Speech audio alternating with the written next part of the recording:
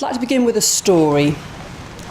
A long time ago, in some faraway mountains, there was a travelling wise woman, and she stopped one day to wash her face in a stream.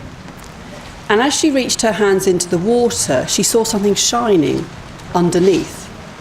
And she bent down closer, put in her hand further, and pulled out a precious stone.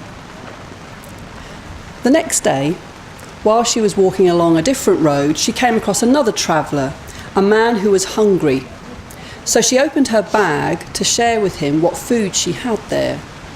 And the man saw the precious stone, and he wanted it. So he asked for it. He said, "Please, can I have that stone?" And the woman gave it to him without hesitation. A few days later, the woman was sitting again by the side of another road, having a rest, when she saw the man that she'd met previously walking towards her. "I'm so glad to find you," he said. I want to give the stone back to you." Because he'd understood that this stone was so precious that it could give him security for the rest of his life. But he couldn't stop thinking that the woman had found it so easy to give it to him. And he said, "Please take the stone back. What I really want from you is whatever it is inside you that allowed you to give me the stone." Now, I've only just come across that story recently. It's another precious stone I found in the river of the internet. And I'd quite like to begin just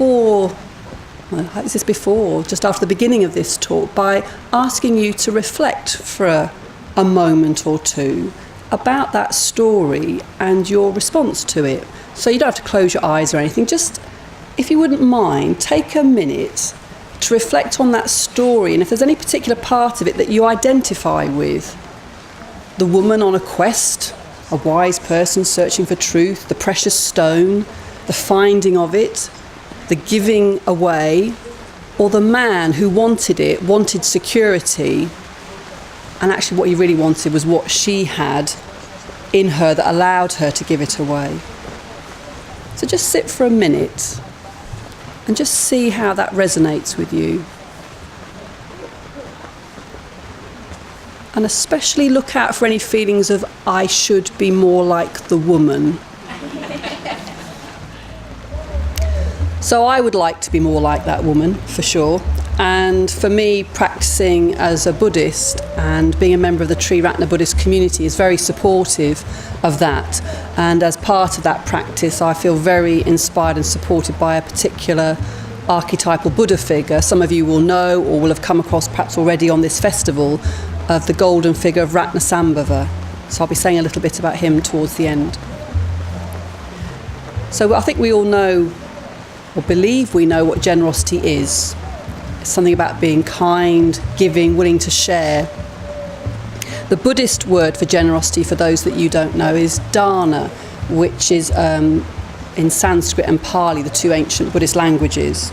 And I think that's a lovely short word for something that's very, very big, rather daunting subject to talk about, to be honest with you. But I've also been very inspired by another thing that I have heard, which again I don't have a source for you, which is apparently the Buddha is supposed to have said that even if you can't meditate, and even if you can't study or do anything else that might come under the heading of spiritual practice, if you can give, it'll take you all the way. In other words, to enlightenment. Something to do with being able to step outside of yourself and your own preferences. I think that's very encouraging for all of us, probably. And also in Buddhism, dana can be perfect generosity, as in without limit, and then it becomes what's called a paramita, generosity without limitations. So dana isn't just the act of giving, which of course is vitally important if we're concerned about other people, but it's the desire to give. It's having that intention, that willingness to share, that natural desire. And it seems to be that one of the best ways of cultivating that wish, that intention, is by the doing of the giving. I'll come back to that at the end. So what can we give? Well, anything really. But I thought I'd briefly share with you a traditional Buddhist list, for those of you that aren't familiar with this, of the things that you can give. You can give material things. You can fill in your own specifics under that. Time, energy and thought, i.e. non-material sharing. Knowledge, that's in the form of education, culture.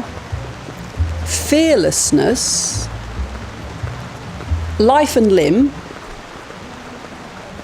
And the best gift of all, according to this list, is the giving of the truth, the Dharma.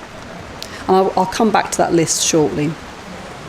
So we don't have to be materially rich to give, just willing to share what we have, even if it's only our attention.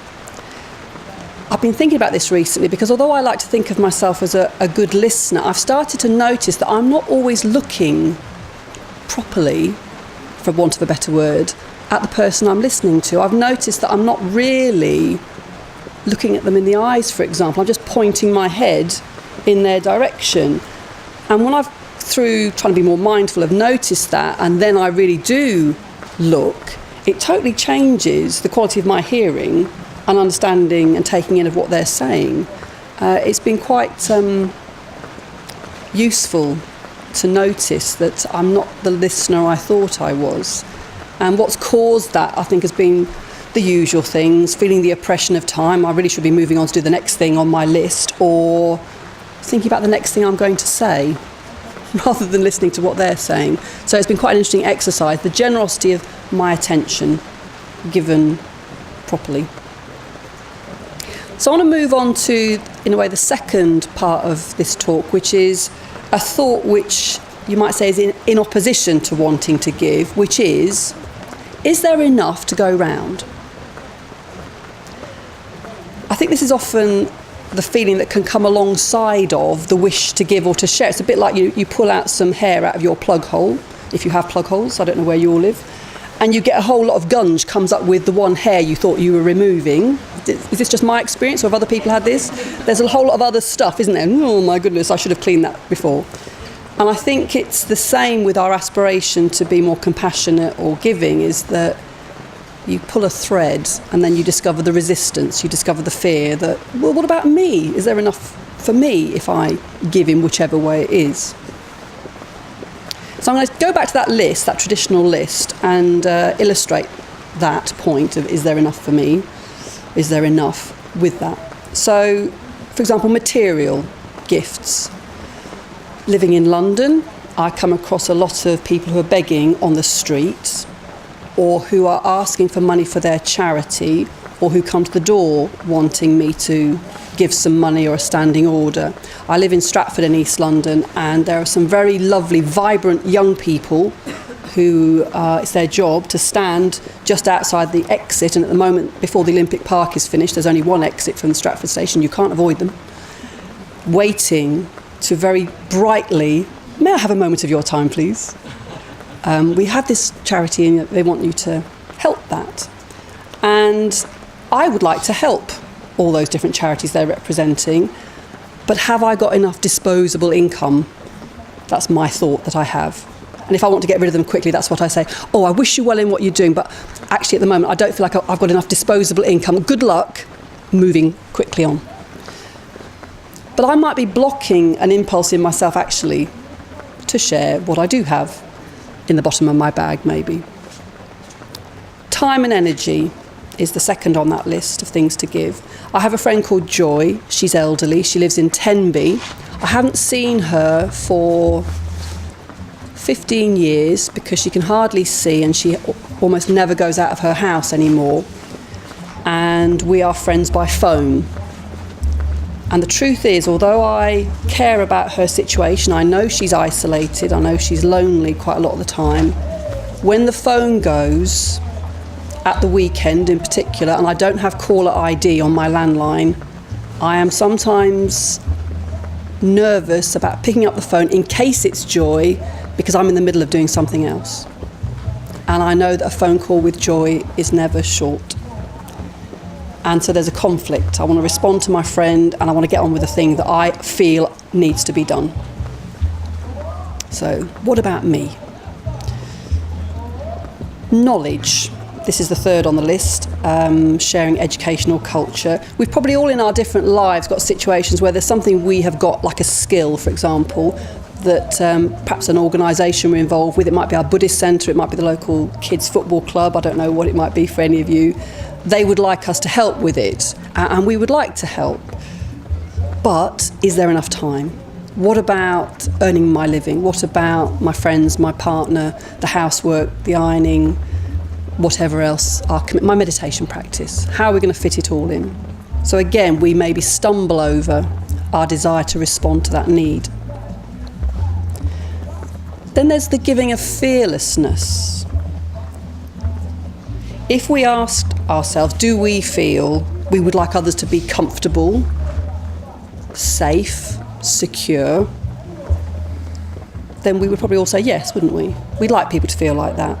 But if we're faced with our own insecurities and fears, that may get forgotten in face of ourselves, often very understandably. So last week I watched a programme on the July 7 bombings in London, in 2005, and it was particularly focusing on people on the Edgware train, those people who'd stayed behind to help the injured and the dying.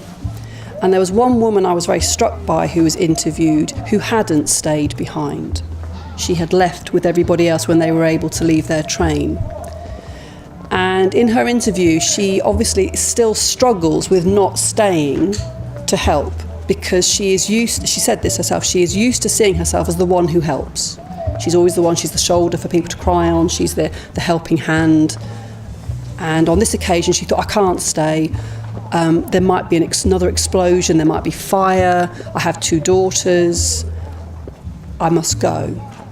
Now, subsequently to that, she decided to deal with those feelings she's trained in first aid, I think, and is trying to give after the event. But she's still troubled by not feeling able to stay. And I really felt for that, because she obviously had the wish to. Less dramatically, there might be a social situation where, this is in terms of fearlessness, I'm thinking of things like hospitality.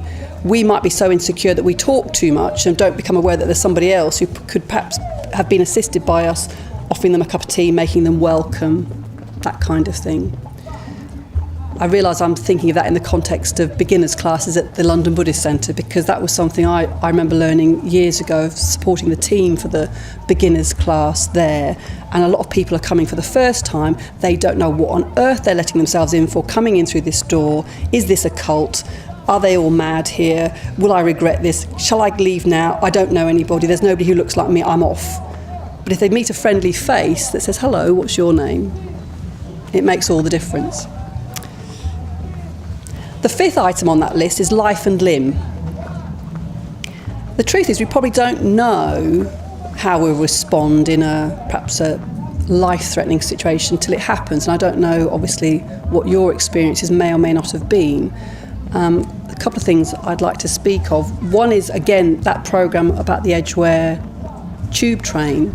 There was a man called Tim Coulson who was in the train that was going past in the opposite direction when the explosion took place. Tim is a man who has only got one eye because he lost one eye to cancer. When he realised that something terrible had happened, rather than getting out of his train, he turned round the opposite direction, even though it was all dark, made his way down the train till he could see that he was next to where something had happened. At that point, nobody knew what had happened. And he took a great deal of effort. He broke the glass and he got through the 2 doors into the other carriage because he wanted to help.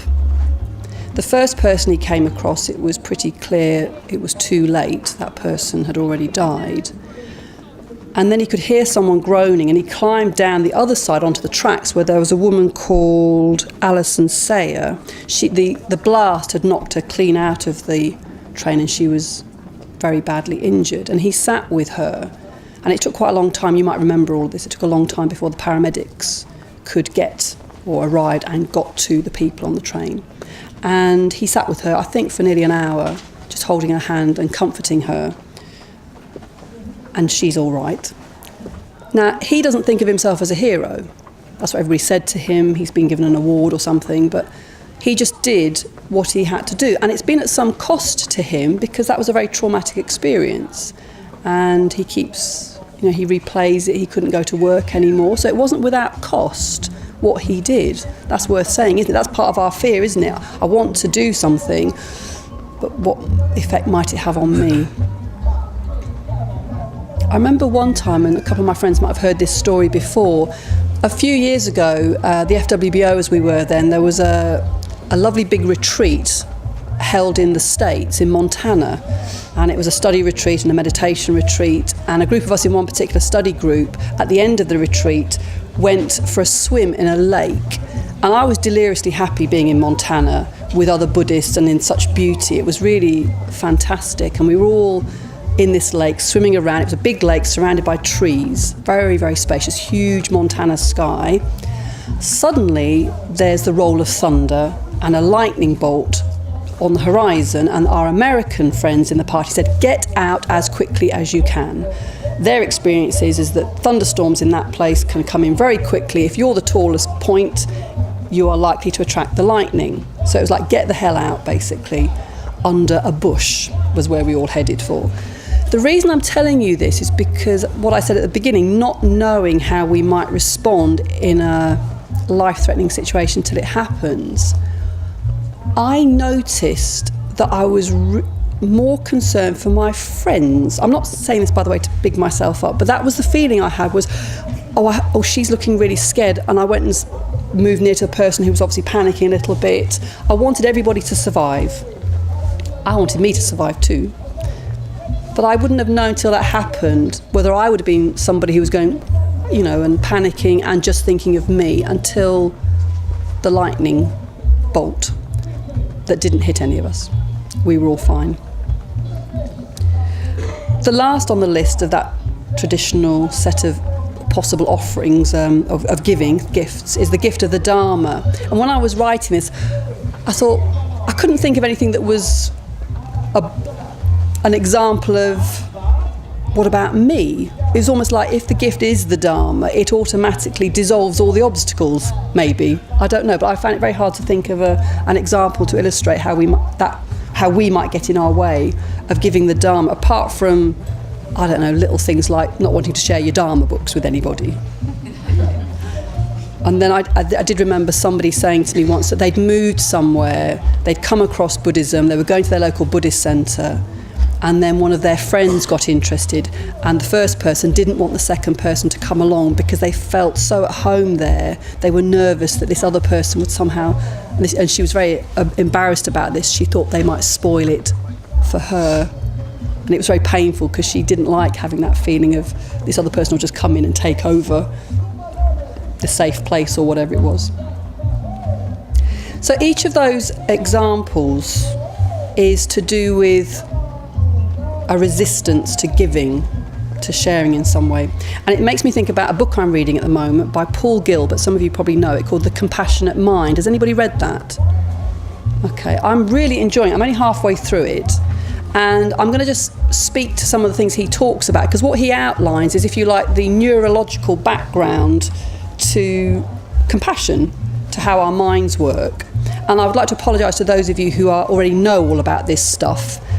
Any of you who are psychologists who have that familiarity. I didn't have that, and I very much enjoyed the outline that he gives. So he describes how our brains and bodies work, how culture and conditioning operates on our psychology, and therefore how we can develop compassion both for ourselves and other people. So he talks a lot about old mind and new mind. He's talking from an evolutionary perspective of the old tribal brain. I'll talk a bit about that in a minute. But he also talks about the part of our brain that evolved later, which brings with it imagination, the ability to conceptualise and all that kind of thing. So as part of the old, what he calls the old mind, old brain system, he talks about this is all about surviving. How can we survive and thrive, basically? He talks about 3 different emotion regulation systems. Again, those of you who are familiar with these, bear with me.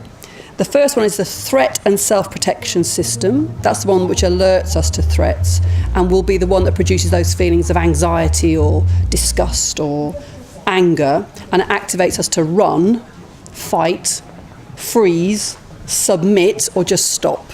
Anything to do with meeting a threat. The second emotion regulation system is what he calls the incentive and resource seeking system. That's the one which produces those positive feelings which guide and motivate us to get what we need. It's the go-get system. I'll come back to these in a minute. The third one he said, is harder to describe. It's the soothing and contentment system, which automatically sounds very appealing. This is the one that allows us to soothe and bring peacefulness to ourselves, allowing us to feel content and safe. And it's very much linked to affection and kindness because it's to do with how we're nurtured as babies. You know, how we learn at an early age to associate affection and kindness with feeling loved and safe. I'm seeing this a lot around the festival with all the fantastic love and attention being shown to all the babies here. So at their best, all these systems work very well together, but sometimes they get out of balance. An example of that is when our incentive and motivation system is overstimulated, perhaps by adverts, and we want more and more of something or some things and end up feeling disappointed and frustrated with what we haven't got. So I'm referring to all of this because I'm finding it really helpful to see that if I'm feeling certain thoughts, feelings such as, is there enough for me? What about me? Actually, it's part of my evolutionary hardwiring to have that anxiety. If I'm to survive as a creature, there needs to be enough. So rather than give myself a hard time, it's like, that's why that feeling's there. It's part of the system that regulates me as a human being. He says at one point, this is Paul Gilbert, modern societies are, in a whole variety of ways, overstimulating both our threat system and our incentive, i.e. want more and need to do more system. However, happiness does not lie in overstimulating these brain patterns, but in balancing our emotions and desires, recognising the ups and downs of life and learning how to develop the soothing system, the third of those. So as well as the benefits and challenges of the old brain system, we've also got the benefits and challenges of our more recently involved new brain. So the human brain's massive, isn't it? We have these really big heads. Causes a lot of problem at childbirth. Can do, can't it? Takes a lot of nourishment to get a brain this big, apparently, compared to other animals. And we have a long period of dependency after we're born where the brain's still developing. And part of that development outside of the womb is to do with what's happening to us. It actually literally affects how our brain develops. I'm sure, as I said before, a lot of you know this already. And then we have this fantastic brain which can understand language, concepts, symbol, imagine things, keeps maturing through life, doesn't stop, just when we've stopped growing physically, and can create all these marvels of a Buddhafield festival, you know, all the different technologies, society, spirituality, the whole lot. But if you put that new mind and all its capacities at the disposal of the old mind and all its tribal defensiveness and wanting and all the rest, then you've got bother, because you've got all that fantastic skill applied to what about me?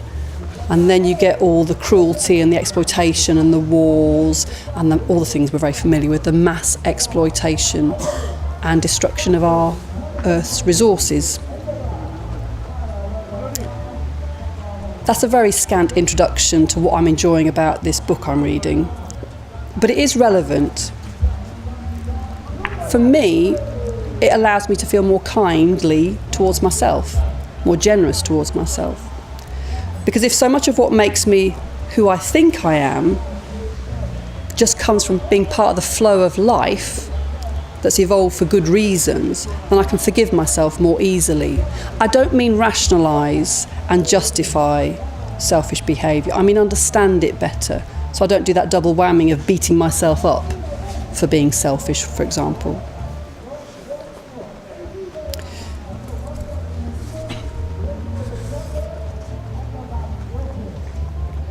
I was going to say a bit more about the book, but I think it's better if you read it. A Compassionate Mind by Paul Gilbert. I think that'll be easier. It's just been very helpful, right down to the basic level of, physiology, what causes hormones to be released, how things work. I think of Padma pancakes, chocolate cake, my mouth waters. A friend of mine, he thinks of grilled meats, not a vegetarian, can't help but lick his lips automatically, which I've started to tease him about. So I'd like to move on to the third part of the talk, which is, why should we share? The most obvious reason, which at the moment hasn't come across strongly enough in Paul Gilbert's book for me yet, is because other people need to be shared with. I think it's in there, but I think maybe it's going to be more of the emphasis in the second part of the book. Because a lot of the emphasis at the moment is on how it can help us, which I think is also relevant. I'll come to that in a minute. But another reason for giving that occurred to me in the writing of the talk is for the release of energy that it brings. I don't know whether you've had that experience where things flow much more readily when you share or when you give, when you let go of something. I bumped into a friend of ours here the other day, and because it was Amita Jyoti's birthday yesterday, she was thinking, what have I got that I could give Amita Jyoti for her birthday? What would be the nicest thing for Amita Jyoti? And it was a lovely bar of delicious chocolate. She didn't tell you this, but she said that was quite hard to part with. But she wanted you to have it. That's Amara, for those of you who know Amara. She shared her chocolate. But I know from my own experience that when I do let something go, something flows. And that's just a delicious feeling that there's an ease that comes then. I thought you also might like to hear what the Pali Canon says about reasons for giving. The Pali Canon is the selection of the earliest written down teachings of the Buddha. This is in the Anguttara Nikaya. These are the 5 rewards of generosity. This is about what will happen to you if you're generous. According to this, you'll become dear and appealing to people at large. You are admired by good people. Your good name is spread about. You do not stray from the rightful duties of the householder, we could say maybe citizen. And then, this is a whole big area in itself, at the breakup of the body at death, one reappears in a good destination in the heavenly worlds. Discuss. So whether or not you believe in rebirth, certainly it's been my experience, as I think the gentleman here said towards the beginning after the story, I know I've had that experience, like you said, that if we give, I sometimes find that something comes back to me from a different direction. In fact, that trip to Montana that I mentioned, I'd been reading about this and thought, that would be lovely. I'd love to go on that, but I can't afford it. And I had been trying, at that point in my life, I'd been deliberately trying to practice generosity because I was aware of the limits. This is back in I can't remember when this was now, 1980s, I think. I was aware of my limits to my generosity, so I was trying to apply it as a practice more consciously. I'm aware of this thing I'd like to do. It can't happen. I can't afford the trip to America to go there. 2 of my friends have gathered that I'm interested in this. They raised the money for that trip from my friends. I didn't know anything about this until they presented me with this very fat envelope stuffed with dosh, which paid for me to go on that fantastic retreat. And it felt like something was just being exchanged, and I was reaping the rewards of that in some way. A third reason for practicing generosity is that it can help build spiritual community, whether that's in a Buddhist community or any other kind. I know for myself that I'm thriving, benefiting from being in the Triratna Buddhist community. Being here at the Buddhafield Festival, this whole thing is built on goodwill and generosity, isn't it? It just wouldn't happen. All those people, I don't know if any of you are team members here, but the amount of work that goes into putting this on, and then the spontaneous helpfulness that's just the flavour here. I arrived in a borrowed tent, which I'd never put up before.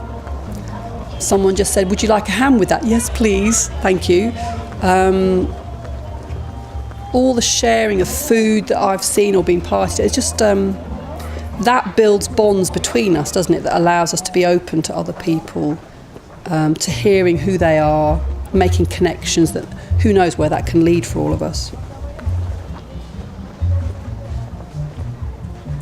And I think deliberately coming together to build a team can be a very powerful practice. I was recollecting an ordination retreat, a women's ordination retreat that took a few years ago that, in fact, Amita Jyoti was there, and Ratnavandana, who's in the audience.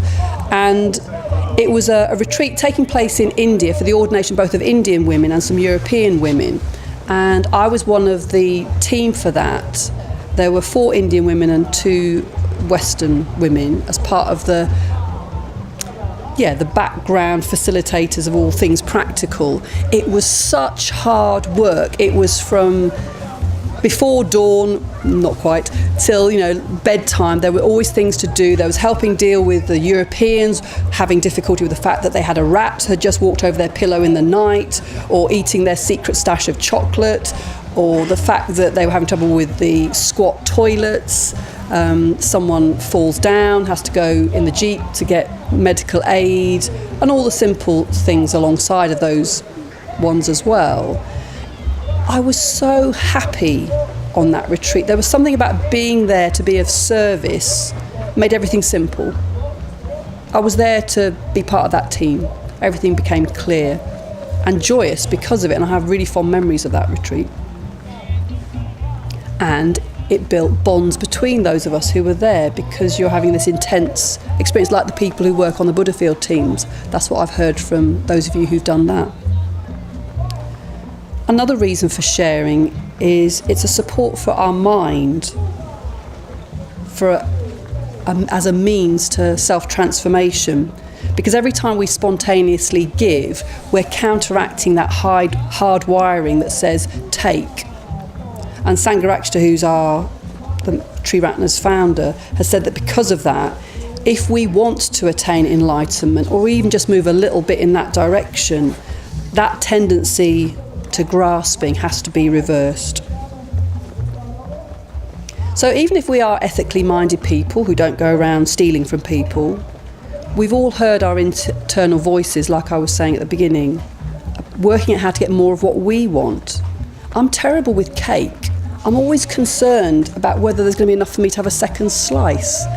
That's really, if I'm worrying about a second slice of cake, I'm not perhaps being present in the moment or with my friends, am I?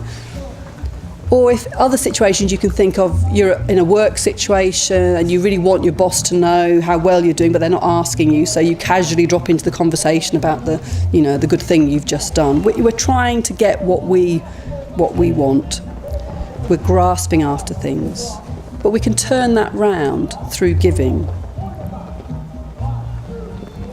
One of the biggest challenges with all of this is, of course, the context we find ourselves in with climate change and the fuel and availability of what we're so dependent on in the form of petroleum. Are we able to be generous to future generations in terms of how we lead our life? I know this is cropping up, of course, all through the festival, but, I'm planning on going on a holiday shortly, and I will be flying.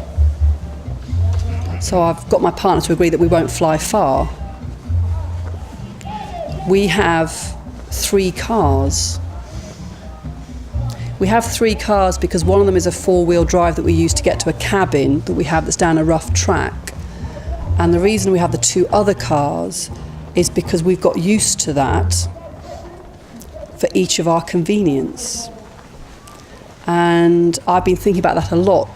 Actually, there's a generous beginning to the second of those 2 cars, because my partner Peter, who's not here, he had a vision for making available to people around the Buddhist centre a car that they could use who didn't have a car.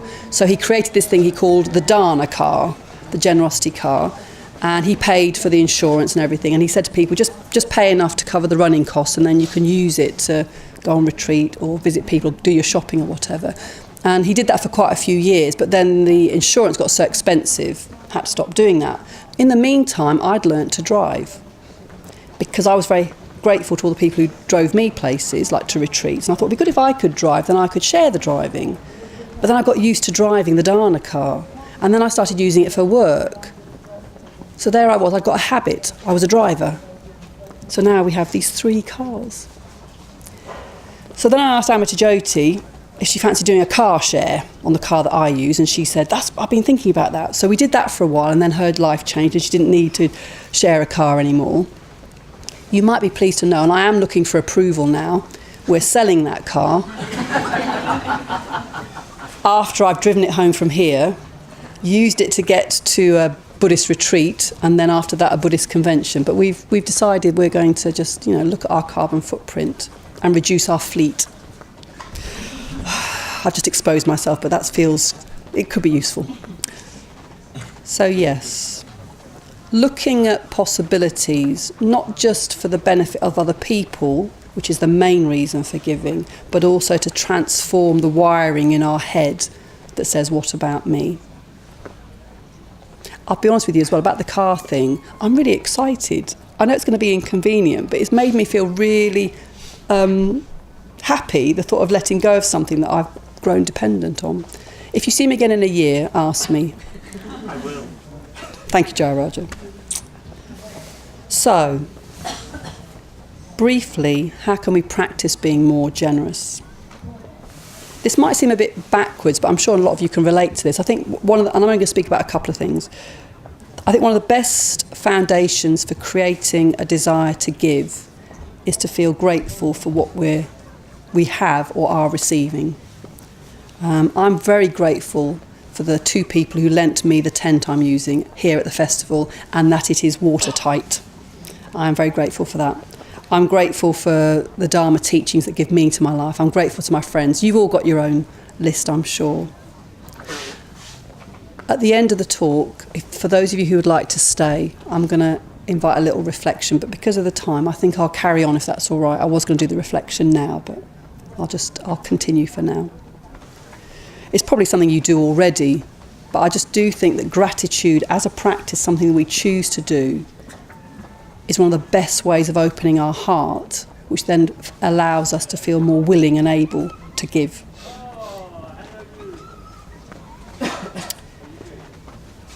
The main thing, though, I think, is simply to do it. If in doubt, give. Doesn't need to cost us anything. We could just give our attention. I'd like to mention my partner, Peter, again. I knew he'd figure large in this talk because, for me, I find him very exemplary in the practice of dana, of generosity. He has little specialist strategies that he uses. He's a bit of a dana sniper in a way. He goes looking for people he can give to. One of his specialities is outside our local supermarket. There's often people who are begging, and if he has an idea that possibly they have a drug or alcohol dependency, he doesn't want to give them cash in case they want to use it to buy gear or alcohol. So he'll ask them if they're hungry, and if they are, what he can get them from the supermarket instead. So we'll go and get the sandwich of their choice or packet of biscuits or whatever. The other thing that he does, I haven't asked him about telling you all this, so I hope this is all right. This is a bit radical, and potentially you might say you want to think about afterwards, and not necessarily encouraging us to do it. If he sees somebody in the supermarket who is struggling to shop because of obviously not having enough money, like they're looking at all the basics, the sort of value own brand goods, or they're putting things back because they don't seem to have enough money in their purse.